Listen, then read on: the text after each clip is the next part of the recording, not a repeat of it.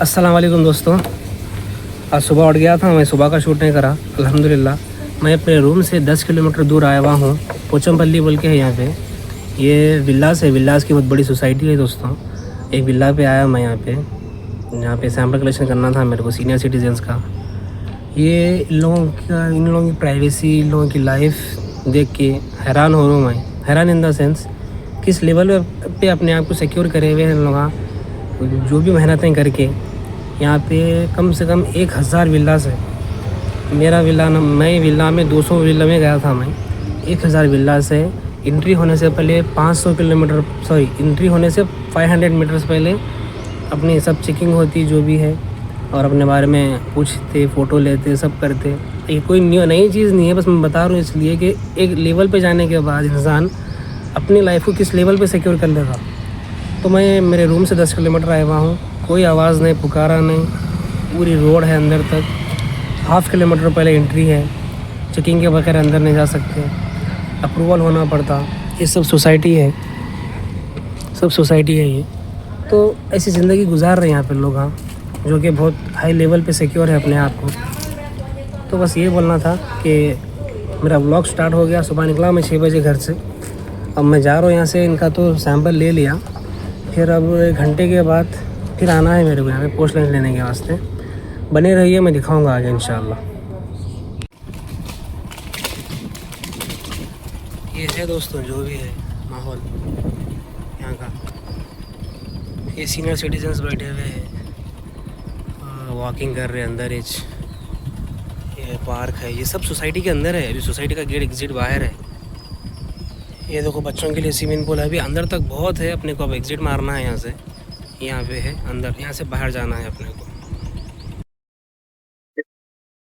दोस्तों बोलना ये था आप लोगों से, मैं निकल गया वहाँ से। मेरा एक और स्लॉट बुक हो गया। 4.5 किलोमीटर जा रहा हूँ मैं अब।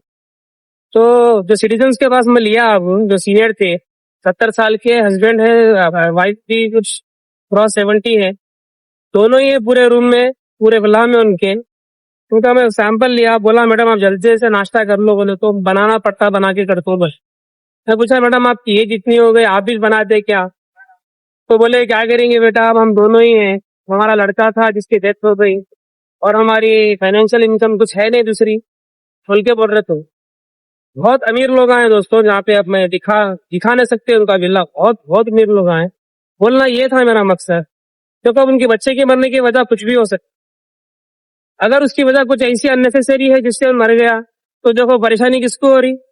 माँ बाप को हो रही उनकी। कोई बेटियां है नहीं और कोई भवा है नहीं, एक ही लड़का।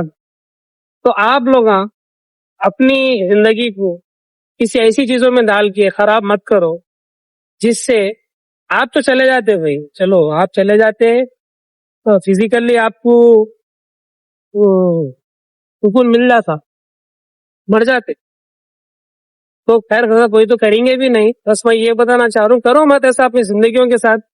आपके जाने के बाद तुम्हारे घर में मम्मी है, अब्बा है, हाँ फैमिली है। इंसान की जिंदगी सिर्फ इंसान की जिंदगी नहीं रहती, उसके साथ 100 रिश्ते जुड़े हुए रहते, उन किसी ना किसी की दुनिया रहती। तो मैं बताना ये चाह रहा हूँ, अपनी जिंदगी को इतना आप मत समझो जो कि आपके चेहरे से किसी को फर्क नहीं पड़ता। नहीं, किसी को ना पड़े, लेकिन घर के जो लोग हैं उनको तो फर्क पड़ता, भले अपन कैसे भी हो। बस यही बोलना था मेरे को, बने रहिए। एक और सोसाइटी है दोस्तों, यहाँ पे मैं आया था सैंपल लेने के वास्ते। ब्लड ले लिए अपन, यूरिन के वास्ते वेट कर रहे हैं। वो सीनियर है, वो बहुत ज्यादा एज के है, 70 ईयर्स। इनकी भी कहानी सुन के परेशान हो गया भाई मैं।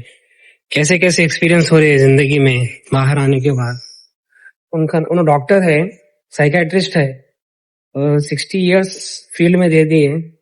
वो कुछ प्रॉब्लम होने की वजह से, डिसीज की वजह से बॉडी पूरी पैरालाइज हो गई, जिस वजह से उन्होंने चल नहीं सक रहे ठीक से, और मेंटली चीजें भूल जा रहे, याद नहीं रख रहे, बार बार नाम पूछ रहे। बीमारी का नाम कुछ है, लेकिन बस मैं बोलना ये चाह रहा हूँ, उनको देख के बहुत ज्यादा मैं ओवरवेल्म हो गया। किस लेवल की जिंदगी पे जी रहे लोग, क्या क्या हो रहा और कैसी जिंदगी बिता रहे। हम बाहर निकल के देखने के बाद मालूम होते ये सब चीजें कैसे। साइकेट्रिस्ट है उन्होंने, लेकिन पैरालाइज्ड हो गए, चल नहीं सकते। तो एज ए सेम फील्ड में रहने के बाद हम रिस्पेक्ट करना उनकी, तो वो उनके नाम से उनकी फोटो है, उनका बायोडाटा बायोग्राफी उनकी लिखी हुई है, उनके घर में लगे हुआ है, वो पढ़ के आया मैं, ऑक्सफोर्ड से पढ़े हुए हैं। तो ये सब चीजें हैं, अब चल नहीं सक रहे, बने रहिए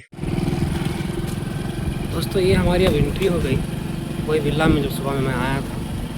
देखो अभी ये प्राइवेट रोड है लोगों की अंदर जाने की, ये पूरे विला से आजू बाजू साइड में पूरे ये नेट है, यहाँ पे बच्चे खेल रहे हैं। शायद मैं समझता हूँ ये पूरा फ्री रहता होगा, क्योंकि इन लोग कई लैक्स में बाई करते हैं विला से। ये अपार्टमेंट नहीं होता दोस्तों, विला से।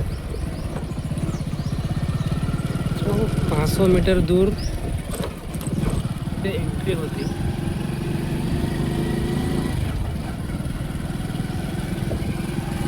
मैं ये बोल रहा हूँ, ये सब तो ठीक है, ये सब मिल जा रहा हो गया, लेकिन जिस लेवल की अजियत की ज़िंदगी इन लोग गुजार रहे हैं ना, तो आप लोग इस बात का शुक्र अदा करो कि अल्लाह आपको सेहत से नवाजा है।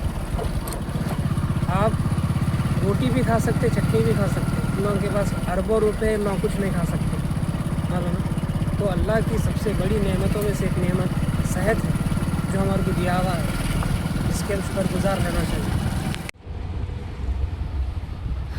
अल्हम्दुलिल्लाह दोस्तों, 12:30 पौने 1 हो रहे, अब आया मैं लैब पे। अपन चलो ब्रेकफास्ट कर लेंगे। अब हो रहा अपना नाश्ता। अब आके सैम्पल्स पे सेंट्रीफ्यूज कर दिया हमें, ज़बरदस्त गुजरा दोपहर तक का तो दिन, सुबह के 6 बजे से।